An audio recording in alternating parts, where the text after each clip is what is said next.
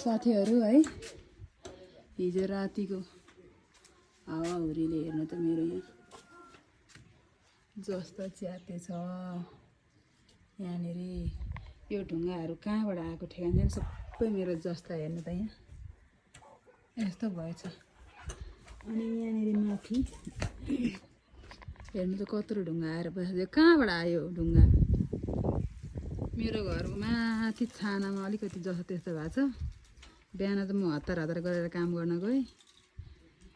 अनि आएपछि स्कुल कुद्यो त्यसपछि अहिले यसो अनुमान गरेको हिजो बेलुका ड्याङ ड्याङ गरेको हेर्नु यहाँ जस्ता त्यहाँ कुच्याएछ अनि त्यहाँ कुचिएछ च्यातेको पनि छ अनि यहाँनिर हेर्नु त यता कत्रो पाल भएछ हेर्नु त यो ढुङ्गाहरू सबै त्यहाँबाट झरेको छ माथिबाट उडाएर ल्यायो होला